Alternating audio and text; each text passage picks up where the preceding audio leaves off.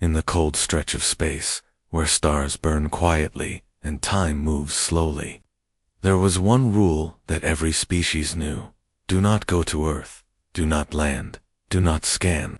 Do not enter the cryovaults. And above all, do not wake the humans. No one remembered exactly why. The records were sealed, the truth buried in shadows. The only thing that remained was fear, a silence so deep that it echoed across generations. The Zarnith Syndicate was desperate. Their ship, the Gralnox, had taken heavy damage in a pirate ambush. Fuel was low, systems failing. The nearest energy-rich world was Earth. The forbidden world, Captain Vrel, a lean insectoid creature with glowing green eyes, stood on the edge of the Gralnox's command deck. His second in command, a nervous young tech named Elix, spoke in a low voice. We are 6 hours from total failure. The planet below has untouched fusion cores. If we harvest them, we survive. Captain Vrel narrowed his eyes. He looked at the lifeless planet below. Earth was dark, broken. Not a single ship moved on its surface. Just ruins and clouds. He clicked his mandibles in hesitation. The humans are myths, dead for millennia, he said. If the Dominion questions us, we say we found the cores drifting in space. The order was given. The Gralnox descended into Earth's atmosphere. The planet was quiet. Cities lay in ruins. Skyscrapers were collapsed into dust. Nature had begun to reclaim the land, but nothing moved. No life, no sound. Just the wind, deep under the surface. Hidden beneath what was once the North American continent, the scavenger crew broke through a sealed chamber. Thick metal doors groaned open. Behind them, cold fog spilled out into the air. Inside were rows and rows of cryopods, thousands of them. Silent, frozen, human. Take what we need, Vrel ordered. Don't touch the vaults. But greed does strange things to the mind. Elix, curious and afraid, stepped closer to one of the pods. His clawed hand brushed against the glowing surface. He leaned in, staring at the human inside, a woman, tall, strong, eyes closed, hair floating like silk in the cryofluid. The screen flickered. A heartbeat monitor came to life. 1, then 2. Lights in the chamber began to hum. Sir, Elix whispered, I think we triggered something. The ground rumbled. Hidden machinery stirred. Alarms lit up in red, echoing through the underground vault. Ancient systems rebooted for the first time in centuries. Everyone back to the ship, Vrel shouted. But it was too late. The pod hissed open. Steam burst into the air. The woman's eyes opened. Blue, sharp, terrifying. Commander Rhea Carter gasped as the cryoliquid drained. She fell forward, her knees hitting the floor. Her breathing was heavy. Her heart was pounding. The last thing she remembered was war. Fire in the sky, orders shouted through coms. Then, nothing. Now, she was awake. She looked around, confused. The alien creatures backed away, weapons drawn. What the hell? ... Double quotes, she whispered. Who are you? Vrel stared at her, frozen in fear. His translator activated. You are human, he said. This is forbidden. You should not be awake. She stood slowly, shaky but focused. Her eyes scanned the chamber. Where am I? What year is this? No one answered. She stepped forward. Vrel flinched. She raised her hand and looked at her skin. The cryosuit clung to her body. Her dog tag still hung from her neck. Carter, our commander. United Earth Fleet, Elix whispered. We need to go. Now. Vrel nodded. Leave her. Let the Dominion handle this. They ran. Rhea watched them flee. Her fists clenched. She turned to the cryopods, thousands of them still glowing. Still sealed. She was alone. The silence returned. But it felt different now. Heavy. Pressing. She walked toward a control panel, fingers trembling. The system spoke in an old voice, one she hadn't heard in a very long time. Welcome back, Commander. Carter. Time elapsed. 2,179 years. Earth status, abandoned. Human population, 0 active. Warning, protocol breach detected. Rhea's breath caught in her throat. Everyone she knew, gone. Everything she fought for, forgotten. Her knees weakened, but she stood tall. Activate global systems, she said. Lights flared across the planet. Satellites blinked back to life. Orbiting stations turned their gaze toward Earth. Far across the galaxy. In the heart of the Threx Dominion, a long-sleeping monitoring station came to life. Red alarms spun. An old message repeated in cold, digital monotone. Human detected. Rule violated. Consequences initiated. The stars were no longer quiet. The moment Commander Rhea Carter woke up, the galaxy began to shift. Systems long forgotten sparked to life. Earth, once silent, now whispered warnings into the void, and someone was listening far across the Orion sector. A young alien sat alone in the archives of the Orthol University. His skin was soft blue, eyes bright with curiosity, and his mind overflowed with questions. His name was Kale. Unlike others of his kind, Kale did not fear the old stories. He read every human record he could find, even the forbidden ones. He knew their history. He knew their strength, and now the signal had reached him. A human had awakened. He stared at the transmission, barely breathing. Coordinates, identity, cryochamber, ID. Commander Rhea Carter, he whispered. That name, he had seen it before. Engraved into the weapons that ended wars. Burned into the memory of history. The name of a woman who once stood against entire fleets.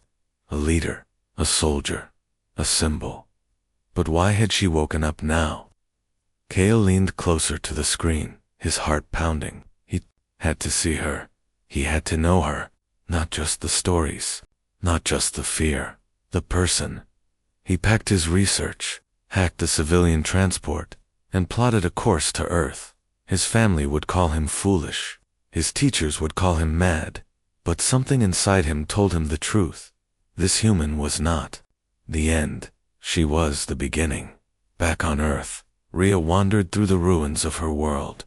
Cities were covered in vines. Buildings stood half-broken, like ghosts of the past. Her boots crunched against shattered glass and forgotten metal. She passed a park where children once played. A statue of peace stood cracked in half. The silence was deeper than any battlefield she had known. She activated her wrist module, hoping for a connection.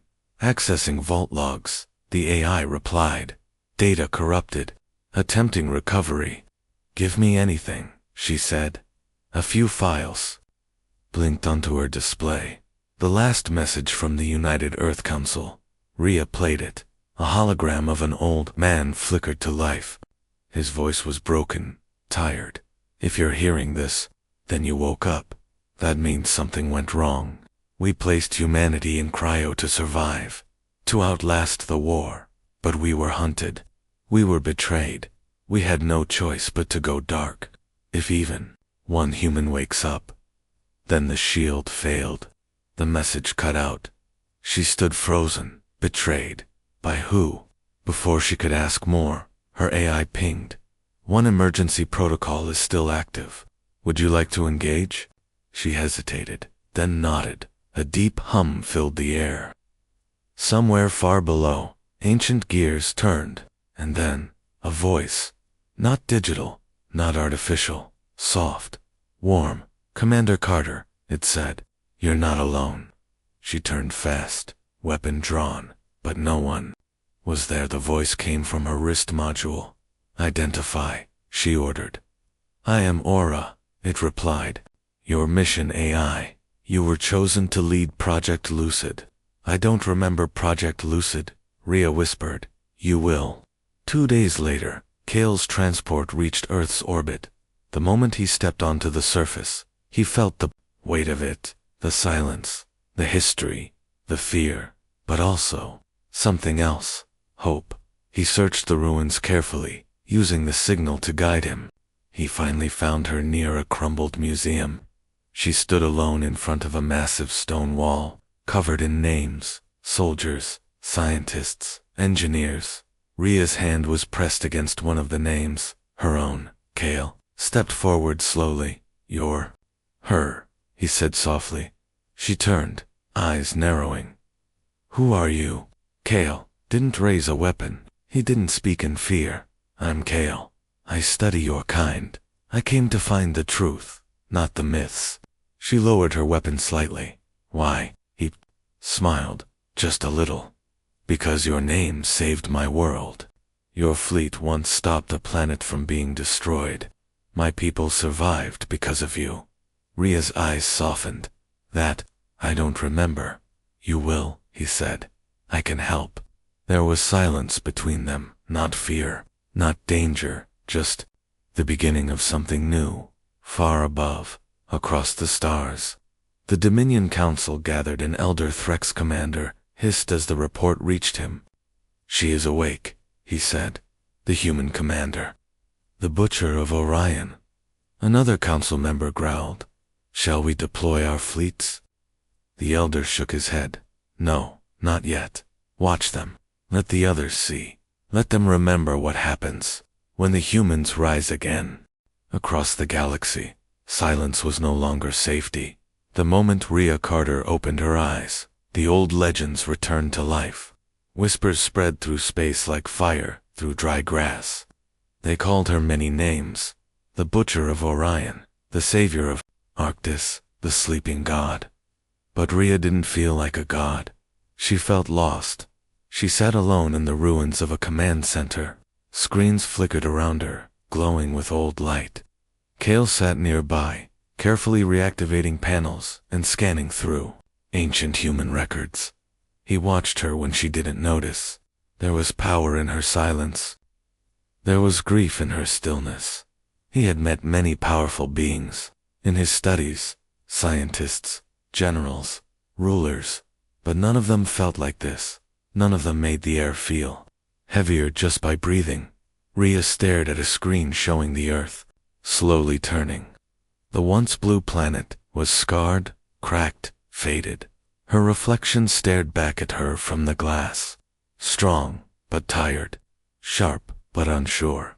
"I don't remember what they call me," she said quietly. Cale looked up. "You don't have to." "I do." He walked over, holding a data chip. This was recorded during the Orion conflicts. "Look." The screen shifted. It showed a battle. Explosions lit up space. Alien fleets surrounded a single human warship. They fired again and again. But the human ship didn't break. Instead, it spoke. Rhea's voice, young and fierce, echoed from the transmission. "This is Commander Carter. I gave you a chance to retreat. You chose not to listen." Then, silence. A flash of light dot, and every enemy ship vanished in a single pulse. Rhea stared at the footage in disbelief. "That's not possible," she said. "I never had that kind of weaponry." Cale nodded. "That's what the galaxy thought, but they also believed your people died. Now you're awake, and they are afraid." She turned to him slowly. "Are you?" He looked into her eyes. Bright, powerful, wounded. "No," he said softly. "I'm not afraid of you." Far above, in the capital world of the Threx Dominion, an emergency meeting was called. The Elder Council watched Rhea's reawakening with growing alarm. "She survived cryo," said one. "Her mind is intact." "Then the project worked," hissed another. Project Lucid wasn't just defense. It was design. They shaped her into something more. The Elder Commander stepped forward. "We must not act in haste," he said. "Let the lesser races panic. Let them see her. Let the fear grow." "Why?" asked one voice. "Because when gods return, empires tremble. But it is not the gods who bring war. It is the fear they leave behind." Back on Earth, Rhea walked through the underground vaults. Cale followed her closely, a datapad in hand. She stopped at a sealed chamber, marked Project Lucid. The door was locked. Her palm rested on the scanner. It lit up green. "Welcome, Commander," the system said. "Security override accepted." The door opened slowly. Inside was a circular room filled with old servers and glowing crystals. In the center stood a single pod, empty. Wires hung from it like veins. "What is this?" Kale asked. Rhea stepped forward, eyes wide. "This is where they changed me." Her voice shook slightly. Kale looked at her, unsure. "You mean, they modified your body?" She nodded. "My blood, my mind, my cells. They said it was for survival, for leadership. They said it would keep me stable through cryo. But now, I think it was something else." She placed a hand on the glass. "They didn't just preserve me, they prepared me." Suddenly, alarms echoed through the base. Kale checked. "The scanners. A ship is approaching. Small, no weapons. Civilian registry?" Rhea's voice was sharp. "Show me." The screen revealed a small orbital shuttle. Kale recognized the markings. "That's a university research vessel. My people. They must have tracked my flight." The ship landed nearby. Rhea and Kale stepped outside. The air was cold. The sky was a dull gray. A group of orbital scientists stepped out, wide-eyed and silent. Their leader, a tall woman named Mirren, bowed her head. "You are Commander Carter," she said. "We didn't believe it at first, but you are real." "I'm not here to rule," Rhea said firmly. "I just want to understand." Mirren looked up. Her voice trembled. "You don't understand. Your name. It's worshipped in some systems. In others, it's forbidden to speak." Kale stepped beside Rhea. "She's not a god. She's a soldier, a human." Mirren looked at them both. "Maybe. But the universe remembers you differently." That night, as Kale sat by the fire in a ruined camp, he looked at Rhea one more time. "You know what scares them?" he asked quietly. She raised her eyes. "Not your weapons, not your strength. It's your heart. You lead with it, and no empire can control that." Rhea turned away, hiding the emotion in her face. But far above them, something else had awakened. In the deepest part of the galaxy, a hidden vault opened. Inside it, thousands of pods began to glow. The rest of the humans were still sleeping. But now, the countdown had begun. The fire cracked softly in the middle of the ruined courtyard. Night had fallen across the earth, and the stars above looked down like silent watchers. Rhea sat alone, staring into the flames. Her mind drifted between the past and the present, caught between what she once was and what she had become. Kale stood nearby, hesitant. He had watched her in battle simulations. He had studied her tactics in books, but nothing prepared him for the quiet pain she carried. He stepped forward, slowly, holding a small metal canister. "Food," he said softly. Something like it. Your people called it stew." Rhea took it without looking up. She nodded once. "Thank you." There was a long silence. Then she asked, "Do you believe in destiny?" Kale sat beside her, leaving just enough space to be respectful. "I don't know," he answered, "but I believe in choices. And I believe that sometimes the universe brings people together, for a reason." Rhea looked at him for a moment. "I was never supposed to be this. Not a weapon, not a symbol. I was just a girl from New Denver who wanted to fly." Kale's eyes searched her face. "But they changed you," he said, "didn't they?" She nodded slowly. Project Lucid was never just cryotech. It was genetic design, memory compression, neural mapping. They made me into something stronger, something faster. I could command fleets, make decisions in seconds, but they also took something from me. "What?" She looked at her hand. "Myself." Earlier that day, they had explored a hidden part of the Lucid facility. Rhea found a sealed chamber filled with data logs. The AI aura had restored some of the files. Kale had watched as the logs played out. doctors in white coats, military leaders whispering. A younger Rhea stepped into a biopod, screaming as light filled the room. Her DNA had been rewritten, her heart replaced with a synthetic core that could restart itself after trauma, her blood infused with that could repair wounds within seconds. She wasn't just human anymore, she was the spark they had created to reignite humanity. If the universe ever fell dark, now, as the fire faded and the sky turned darker, Kale reached out. "You're still you," he said. "You still feel, you still care. That's what makes you human." Rhea gave a small smile, but it didn't reach her eyes. "I don't even know if my emotions are real, or if they programmed that too." Kale's voice lowered. "Then let me prove it." She turned toward him, surprised. "I've studied humans all my life," he said. "I've read about your strength, your logic, your wars. But what made your people unforgettable was this." He leaned in, slowly, and rested his forehead against hers. "Compassion, love, sacrifice. No empire could match that." Rhea closed her eyes.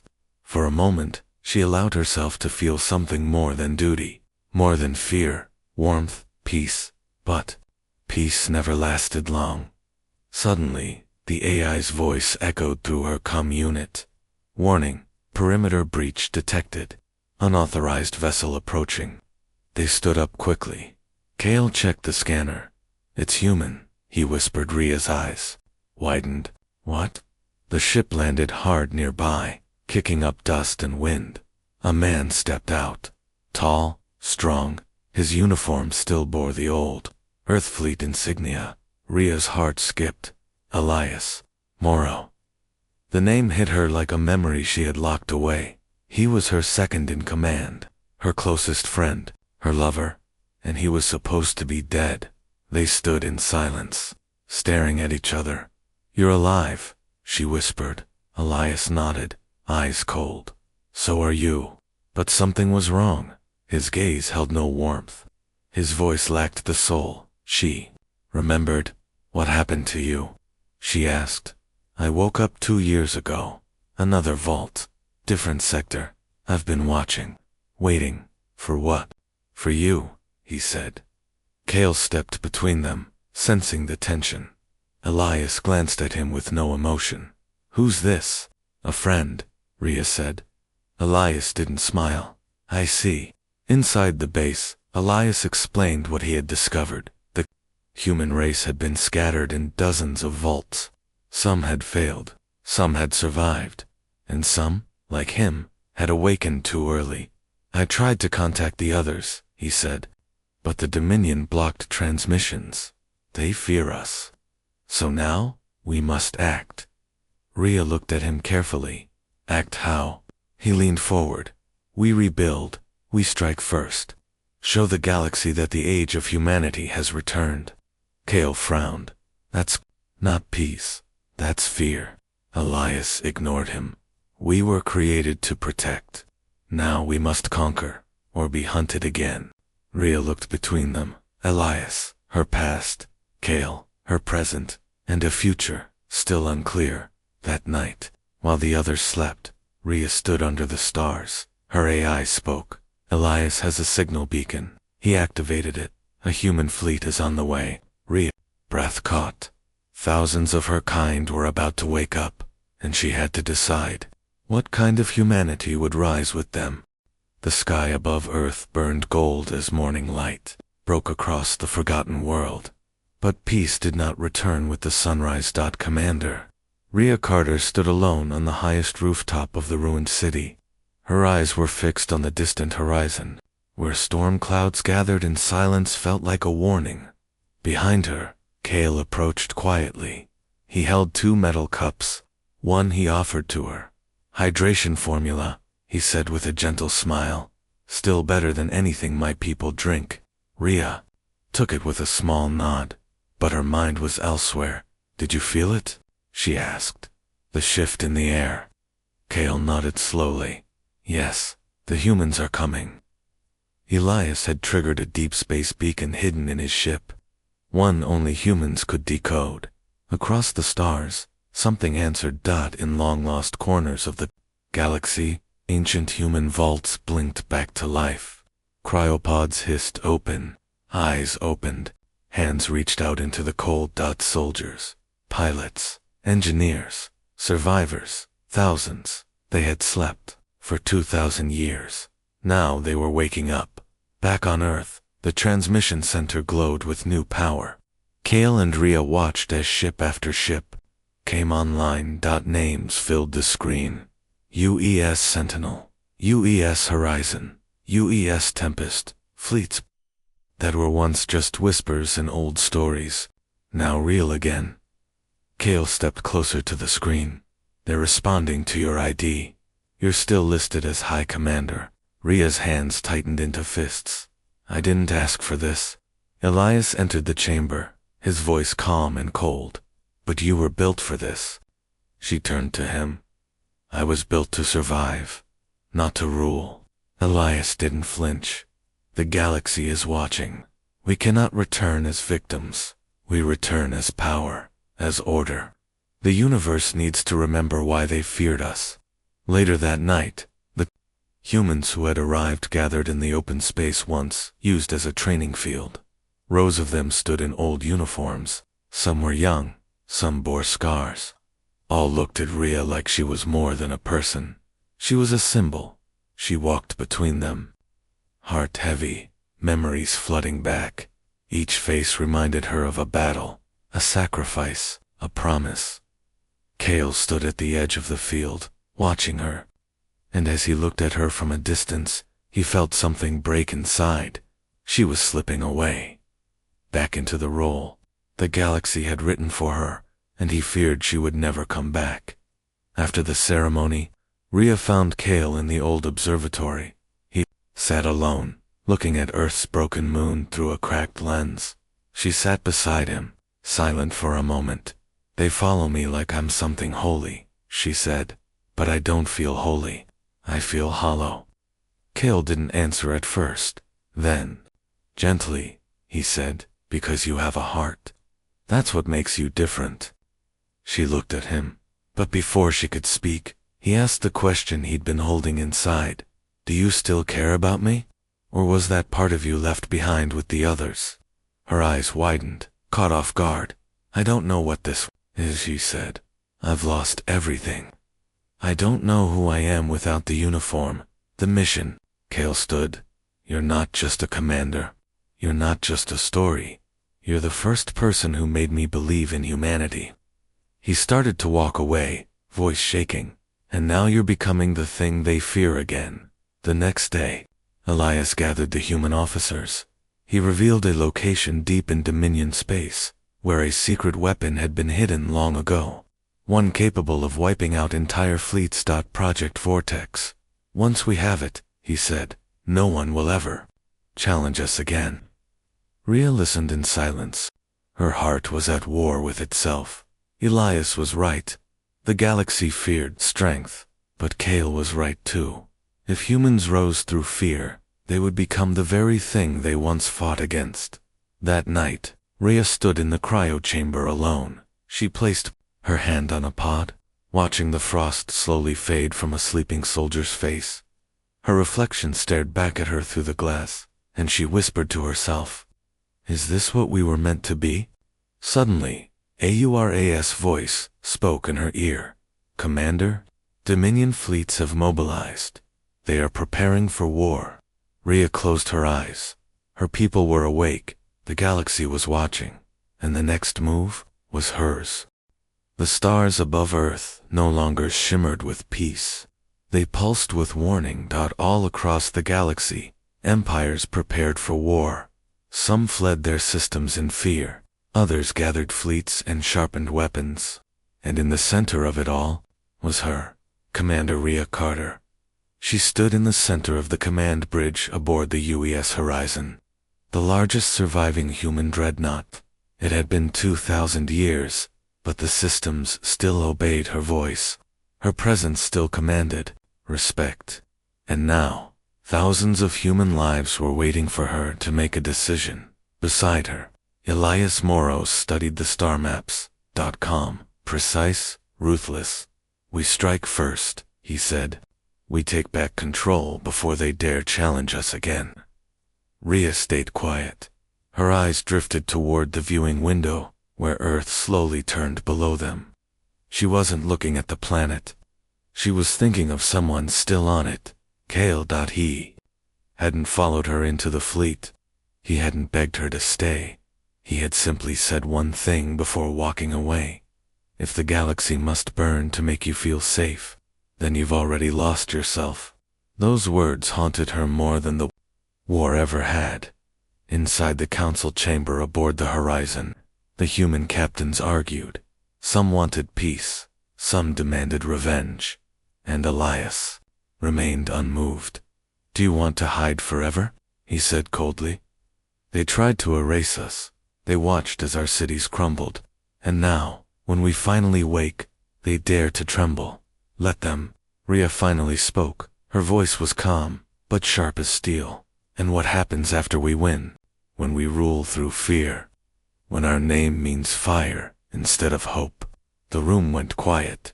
Elias looked at her, expression unreadable.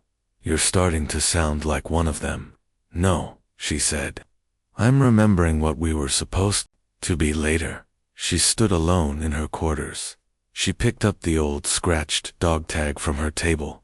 Her fingers ran over the name. Carter, Rhea, not a weapon, not a god, just a woman who once dreamed of flying among stars, not burning them. Suddenly, a URAS voice echoed. Commander, we've intercepted a message. From who? Kale. Her heart skipped. Play it. A hologram blinked to life. Kale stood on Earth, dust on his clothes, stars behind him. His voice was quiet, but steady. Rhea, I don't know if you can hear this. I don't know if you want to, but I had to try. You don't have to follow Elias. You don't have to become what they made you. You are more than Project Lucid. You are more than war. You are the only proof I've ever seen that hope can survive time. And if there's any part of you that remembers what it means to love, then come back, before you lose it forever. The message ended. Rhea stared at the empty space where his image had been. Her hands shook, her breath trembled, and her heart, the one they tried to turn into a machine, still beat like a human's. Elias entered her chamber without knocking. We're ready. The vortex weapon is within range. One command and the Dominion's fleet will vanish. Rhea didn't turn around. She whispered. Kale sent a message. Elisa's jaw clenched. He's blinding you. No, she said. He reminded me. I still have eyes. Elias stepped forward. You're making a mistake. She turned to face him. No, I made a mistake when I let fear guide me. I let the past speak louder than the future. But not anymore. Elias's face hardened. If you won't lead, I will. He reached for his wrist module, a silent command, a bypass code. He activated the weapon. Rhea's eyes widened. On the screen, deep in space, the vortex system charged. Energy pulsed. Planets trembled. A star system was about to die. Rhea lunged forward, slamming her hand onto the command console. Override code, Carter Alpha 7. Confirmed, said Aura. Vortex deactivated. Elias stared at her. You just threw away our advantage. No, she said. I just saved our soul. Alarms began to sound. Warning, Aura said. Dominion fleets have entered range. Incoming communication request. Rhea stared at the screen. She didn't know what she would say. She didn't know if there was still a way back. But she knew one thing for sure. The next word would change the galaxy forever. The stars held their breath. Across the galaxy, ships prepared for war. Human fleets hovered like steel giants, their weapons armed, their commanders silent, and opposite them, the Dominion armada waited, cold, calculated, ready to strike. In the middle of it all, inside the bridge of the UES Horizon, Commander Rhea Carter stood between two futures. One led to domination, the other to something much harder, peace. Open the channel, she said.